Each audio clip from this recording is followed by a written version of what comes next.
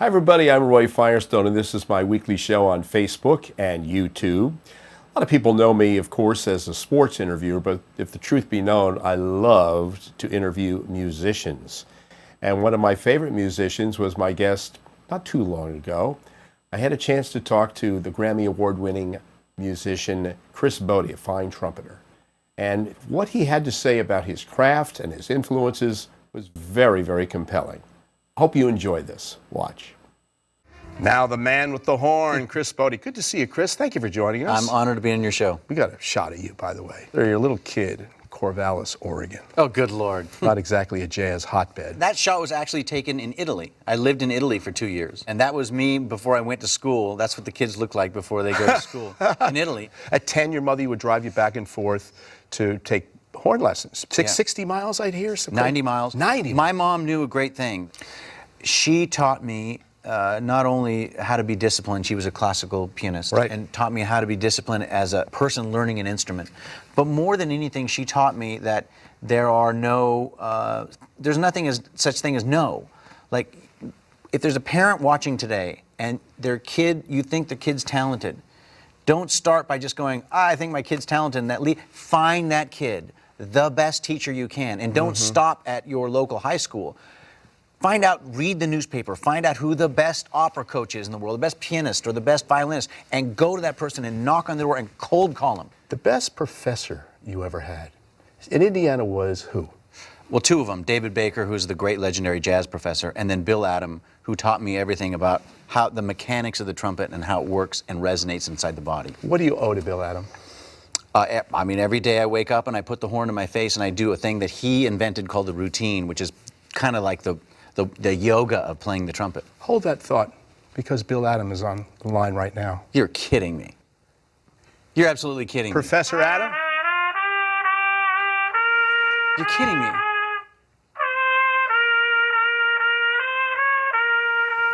Are you kidding me?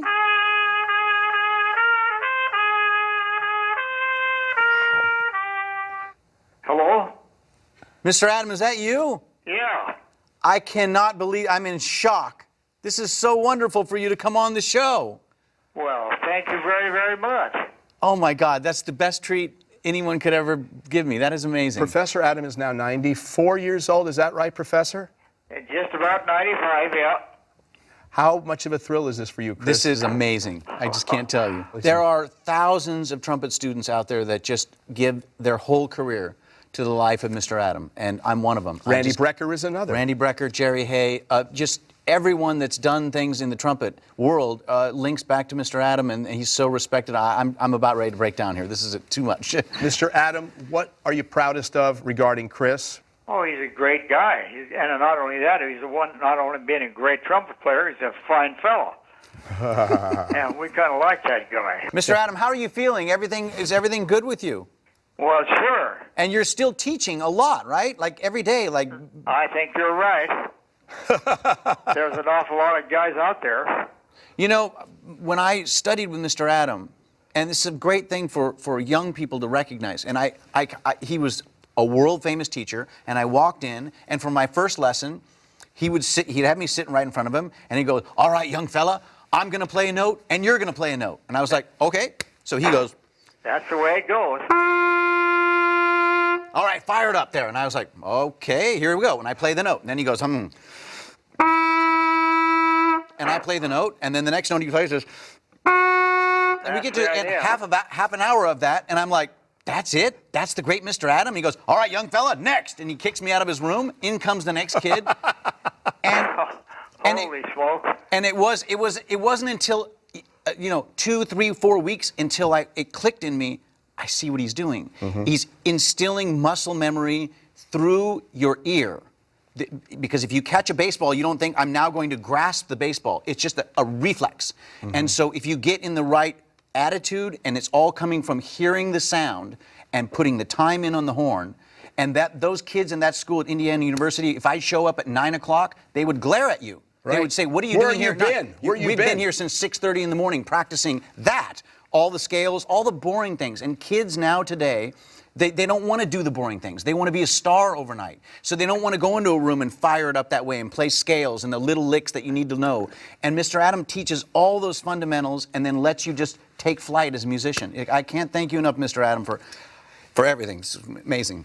Well, thank you very much. Well, Professor Adam, we sure thank you for spending some time with us. You have a final thought, Mr. Botti? My thoughts are all just somewhere else. I mean, this is just too much for me to handle right now. It's fantastic. I can't thank you enough, Mr. Adam, for coming on. That's just amazing. Thank you. Well, thank you very much.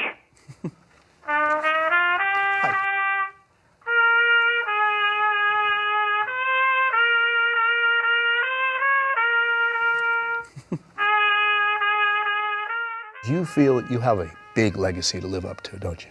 Yeah, well, I mean, as much as you love playing the instrument, you can also recognize that the trumpet is one instrument that can turn on you. So you've got to practice it, you've got to worship it, you've got to play it, you've got to believe in it. You call it an ex-wife. It's like an ex-wife. The ultimate nice ex-wife, you know. The nice ex-wife. But when they call, you know, you need to pay attention to it. And it calls you every day and says you got to practice. So it doesn't care how much travel you're doing or what you're up to. You have to put your time in on the instrument. And I learned that from my teacher. I've learned that through watching other great instrumentalists. And you really got to, you can't take a day off. The one thing you would look for in a horn is heartbreak, you say. What do you mean?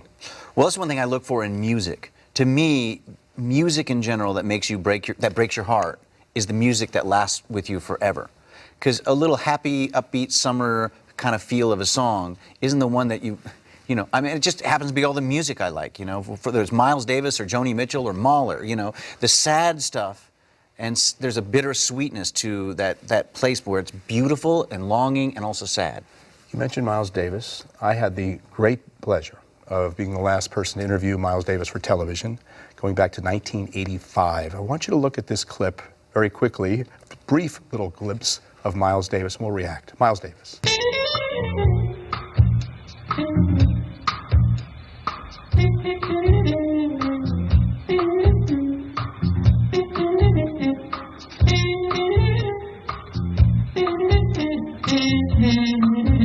That's your guy. That's you idolized him. He's the reason you picked up the horn, right? He's the reason, well, original reason I picked up the horn is television. I saw Doc Severinsen as the leader of the Tonight Show band, and I thought, wow, his personality, I want to play the trumpet. And then when I was 12 years old, I heard Miles Davis play the introduction.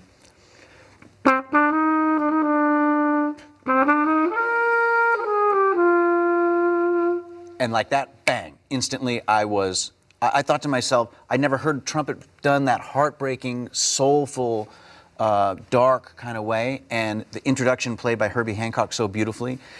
I thought to myself, I want to be a trumpet player for the rest of my life. When I interviewed Miles, he said he met Peter Graves, the actor, after a show one time, and Peter Graves walked up and said, Miles, I don't understand your music. And Miles said, that's good. You know, he had that dark side. What do you think Miles would think of you, honestly?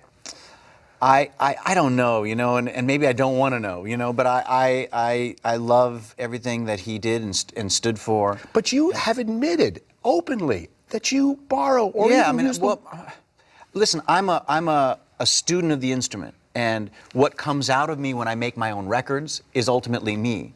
But I'm a fan of watching and listening, and particularly, you know, it's no different than a baseball hitter. You know, you rip off from the great hitters, you know, to become one of your own. You watch tape. You watch YouTube. I watch YouTube. You watch Wynton Marsalis for hand movements to become a better player. I watch Wynton Marsalis for, well, I mean, if there is an athletic comparison, he is Jordan and Tiger Woods. There's no one in the history of the instrument that has the control and command of the instrument like Wynton. So what do? In the morning, I go to the videotape and I watch that stuff. You can learn, you know, like simple stuff like just moving my finger here instead of here, like I used to have it, and all of a sudden my register pops up an extra half an octave. Thank you, Wynton. You know, or the way Miles, you know, will move on stage, and his sound, and the way he purses his lips right before he plays. All these things, the mannerisms, and the way Miles has no vibrato. You know, most trumpet players are, he didn't do any of that. You know, Miles ran just beautiful and soft and haunting and smooth, you know, and that's what made him so great. And you dial into that and pay attention. As recently as 5 years ago, you were broke. I was blown away when I heard that. Yeah. How's that possible? But you know, listen, It's a good kind of broke, because what happened is There's a good kind of broke? I got an incredible opportunity to join Sting's band in 1999, and he paid me great, but he also taught me something, that you got to believe in yourself and roll the dice. So I took all that money when I got off the road, and with his blessing to become his opening act. And in one sentence, he sort of fired me from his band and gave me this incredible opportunity that my career took flight from. He said, I don't want you to be in my band anymore. I want you to stand in the front of the stage. You better have an amazing band. Be my opening act, and I'll break the sound of your trumpet to the whole world, I guarantee you. So you don't really make any money as an opening act. And then I had to keep my band on the road. So what I'd saved on the road from Sting just went ka-ching, ka-ching, ka-ching, ka-ching, all the way down to nothing. But at that time, we'd already been on Oprah. I could feel the pendulum kind of swing, and I knew it was going to turn around. So it was the greatest kind of broke. You know what I mean? Like, I was always very, very optimistic about that sort of thing. You were also homeless, if you know what I mean. By choice. By choice. Yeah. 7 years you didn't have a house. You lived out of a suitcase with essentially one suitcase and your horn, going city to city for 300 days a year. And you lived in hotels the rest of the days. Yeah. What kind of life is that? It was amazing. And now I have a big flashy house in the Hollywood Hills. And I think to myself, wait a second, I think I was happier when I had, but it's not like I didn't have anything. I just didn't want anything. Wow. You know, I wanted this. I wanted a carry-on bag. And I wanted my band. And I wanted to be able to go out and make music. Because I've done gigs before where there's nobody in the audience. And I could see it build and build and build. And I remember Sting saying, when the police came to the United States for the first time in Boston, they played for 60 people. Or 50 people, and then the next time they came back, there were 250 people, and they just kept at it, you know. And I think nowadays, in this generation and the ones going forward, the people that have a career in music are the ones that literally go door to door, gig to gig, place to place. You gotta have to say, where's everything been? What's it been? I mean, I've gone 300 days a year. The life is wonderful, but don't you want kids? Don't you want the wife? Don't you want the dog? Don't you want the TV set and the roaring fire? Any of that stuff? Honestly, my career, unlike a lot of people that are well known, happened really late in my life. Yeah, 40, pretty much. Yeah, 40. 44, 40, something like that. Real success, where you're like gigging and you can actually make a living. And I just don't want it to go away. I feel so unbelievably grateful and fortunate to walk on stage, whether it's Sydney or Pittsburgh. Do you mistrust your success on any level? Every day. I don't, because I think you don't that, believe it? No, I believe it, but I just don't. I think that if you don't tend to the garden, that it goes away quick. And if you're not honest with your audience and you don't really care. I mean, listen, I go see shows and I see the people looking up at the lights up there and not in the faces of the people, and they don't talk to the audience. And I go, well, do they really love the audience? Or are they doing it just to like make music with what's going on stage? And I deeply care about what my audience feels when they leave that room. Do they want to return to another show the next year when we come to town? Billy Child, your piano player, said it this way. He said, not only does Chris play at a very high level, but he plays with great accessibility. People connect to him. It's very important. And also, you host your show, if you know what I mean. Yeah, yeah. It's not like my next song is that you get people into the storytelling of everything. I mean, that's a big part of the equation. Well, I'm walking on stage with arguably, at each individual instrument and singer and violinist, some of the great ones that are out there today. So it's fun for me to talk about them, and I think it helps the audience realize that, you know, Lisa Fischer's not just a singer. She's Lisa Fischer. She's this incredible artist that sings with the Rolling Stones and Luther Vandross, and I think the audience likes to clue in on that. And you're not just witnessing a drummer, you're witnessing an artist on the drums, and let's hear it for him, you know, that, and Sting got that way, you know, like when Sting said, this is Branford Marsalis, you know, it's the same sort of feeling, and Showmanship. Showmanship, yeah. Most important artist in your life is Sting, and he encouraged you, as you mentioned it before. I mean, it was an incredibly magnanimous thing.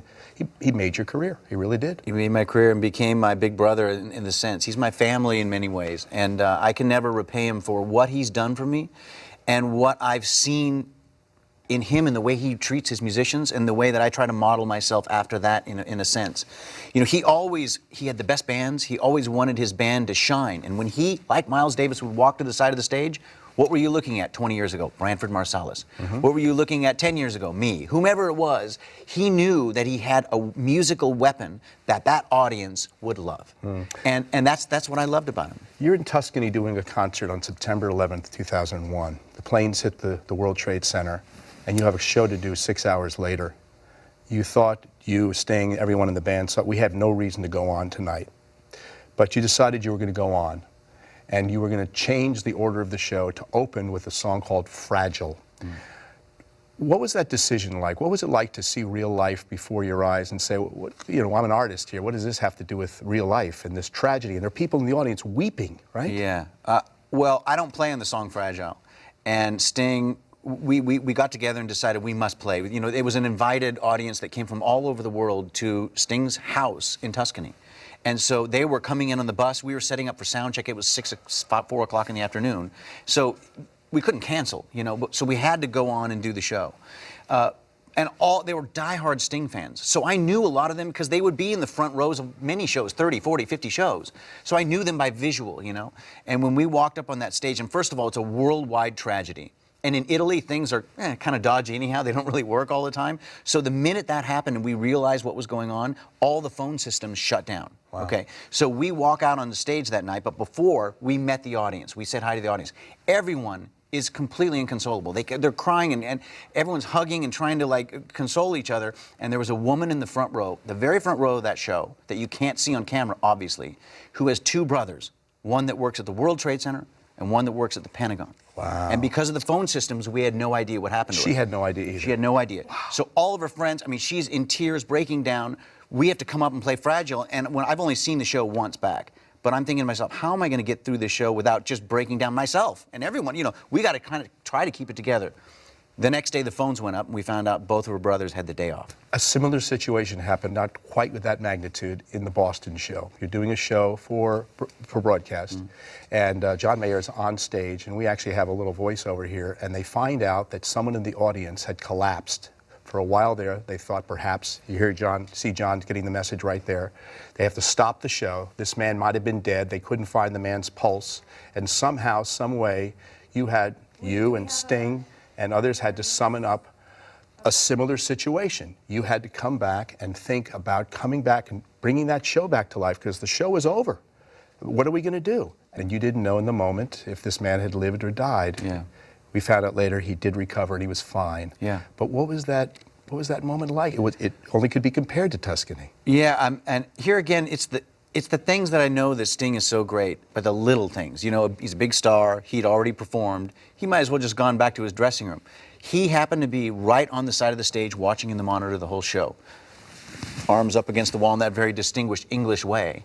And when he saw this happen, we all were ushered off the stage, and I walk into the little room off the side of the stage, and I go, Sting, what are we going to do? And he, without alarming or being anything, he says, well, first, let's hope the guy's okay. And second, do you remember Tuscany? And the two of us just, we have to do Fragile. We have to go out there and turn this thing around. And just calm and with a great idea, and he was there for me. I want to take a tour through some of the greatest artists you've ever played. Maybe quick thoughts, perhaps the following. You played with Sinatra when you were just out of college, 2 weeks, and you had a solo. I think was it Fly Me to the Moon? Yeah. Fly Me to the Moon. And he actually commented to you. What did he say? Well, you know, I played the solo, and I think the trumpet looked something like this as it came up to my face, you know. And he said, nice solo, kid. And I was so naive and with positivity. I just thought that me and Frank were good friends and we're going to end up driving to Palm Springs together. I was just insane, right? And so I went up to him on the break to try to introduce myself, and I said, hello, Mr. Sinatra, I'm Chris Botti from Oregon. And that ran over not so well, you know? And as embarrassing probably as hindsight as it was, his assistant was nice enough to just kind of put her arm around me gently and said, don't bother Mr. Sinatra anymore. It was 2 weeks, but it was a great 2 weeks. It was incredible, yeah. Buddy Rich, that was a short stint. Was that not the most pleasant time in your life? Well, you know, like Buddy's an incredible drummer and a great, great artist. And but me and his band, you know, I think that he wants a trumpet player that goes, that's what he wants, you know. And at the time, I was into the Miles thing, you know, and I think it was not his cup of tea for me. So I remember coming in late or early rather, on a figure, and him giving me that look, and I knew I had better quit, or I was going to be fired. Yo-Yo Ma in Boston. Yep. This is a great thrill for you. You actually reunited for the first time, Yo-Yo Ma and Steve Tyler in Boston. Yeah. That show. It probably was the greatest night of my life because of the respect of those musicians taking time out to come and be there for me and be there for PBS. But standing on that stage probably at that moment was the highlight because it's surreal to think that I could grow up in Oregon and come to New York and do all this stuff, and then but to get Yo-Yo Ma and Steven Tyler and Sting and John Mayer and Josh Groban, it was, and I think I was realizing it that while Yo-Yo was playing that solo, and there's a long shot of me, and I'm just kind of going, wow. This is really happening. Yeah. I'm glad you brought up Steve Tyler, because this was a poignant moment. He's singing Smile to his father, who I think is since passed. But it was such a poignant thing to see this big rocker get up there, and you're on the stage, and there's Steve Tyler singing Smile. I had heard that when you recorded this in the studio, he had just found out personal issues in his family.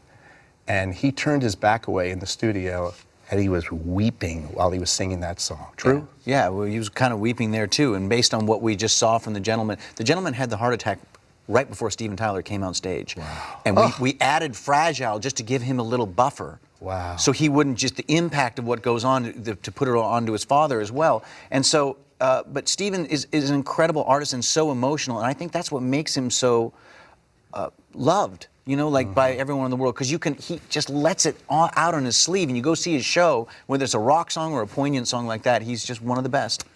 Mark Knopfler sings What a Wonderful World on your new record. And he's known, of course, as the great guitarist from Dire Straits, but not known primarily as a vocalist, although he sung with Dire Straits. But it's so tender and it's so emotional. If you will hear it when you buy the new record. What was it like to work with Mark? It was fantastic. And to meet Mark Knopfler, to be around him, is actually more powerful than to actually like make music with him. Because I was in such awe of like him as a person and like who he is, and he's just like this gentleman on the highest level. And then to walk into the studio and cut that thing live with him, I just was mesmerized. He's just an incredible artist. The new album, by the way, has Vince Gill on it. It has Herbie Hancock on it. You do You Are Not Alone, the old Michael Jackson classic. It's a remarkable. David Foster and David Andre Foster, Bocelli, yes, indeed. We only have a few moments left. You have some thoughts about Why American... can't we go on? Well, we will. But maybe perhaps another opportunity. American Idol, you're nothing against it per se.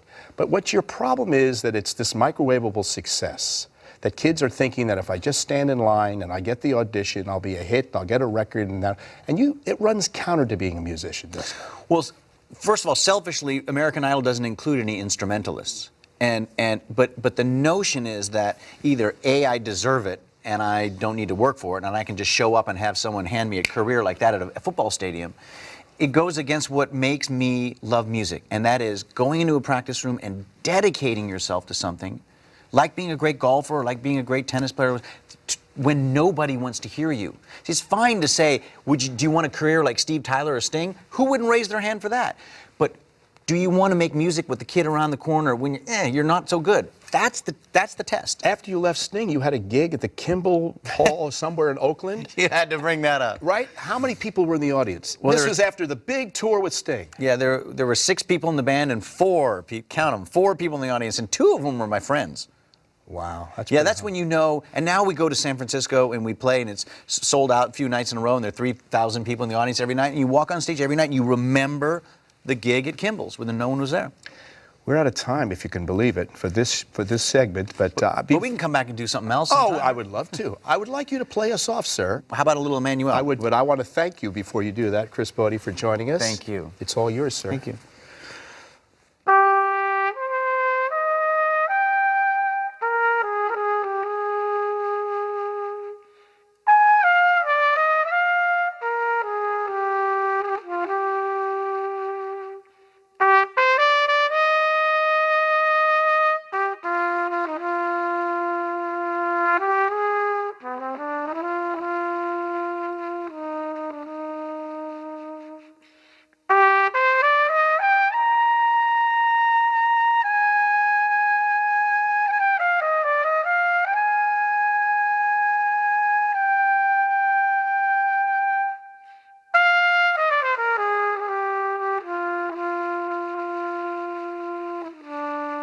This has been LA Tonight with Roy Firestone.